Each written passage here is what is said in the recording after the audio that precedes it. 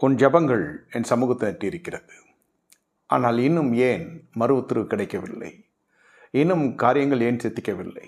ஜபங்கள் எட்டியிருக்கிறது, ஆனால் இன்னும் காரியம் கைகூடி வரவில்லை. இதை நினைத்து கொண்டிருக்கிறாய். என்னிடத்திலிருந்து சில காரியங்கள் வரும் முன்பு உன்னிடத்திலிருந்து சில ஜனங்களுக்கு போய் சேர வேண்டிய நன்மைகள் இன்னும் தாமதித்து கொண்டிருக்கிறாய். இன்னும் பிறகு பார்த்து கொள்ளலாம் என்று இருந்து கொண்டிருக்கிறாய். முதல் நீ செய்ய வேண்டியதை நீ செய்.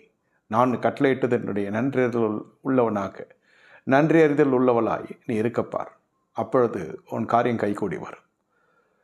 இது பொருத்தனைகள் மட்டுமல்ல, இது உன் மீது விழுந்த கடமையாய் இருக்கிறது. உன்னை கொண்டு நான் செய்ய நிற்கிற காரியம் பெரிய காரியம். ஆனால் இம்மட்டுமாய் உன்னை உயிரோடு பூமியில் வைத்திருக்கிறது. உன்னுடைய முடிவை எதிர்பார்த்த உன் சத்துருக்களுக்கு மத்தியில் உன்னை நடைபோட செய்து கொண்டிருக்கிறது. எவ்வளோதான் இவர்களுக்கு விரோதமாக எழுமினாலும் ஒன்றும் நடக்க முடியவில்லை, ஒன்று நடைபெறுகிறதில்லை. நாம் நினைத்தது போல் ஒன்றும் சித்திக்கவில்லை என்று அவர்கள் நினைத்து குழம்பிக் கொண்டிருக்கிறார்கள். ஆனால் நீயோ இதை அறியாமல் இன்னும் வராத காரியங்களுக்காக, இன்னும் கைகூடி வராத காரியங்களுக்காக சோர்ந்து போய் கொண்டிருக்கிறாய். கைகூடி வந்த காரியத்துக்கு நீ என்னத்தை செய்தாய் என் சமூகத்தில்? அதை யோசித்துப்பார்.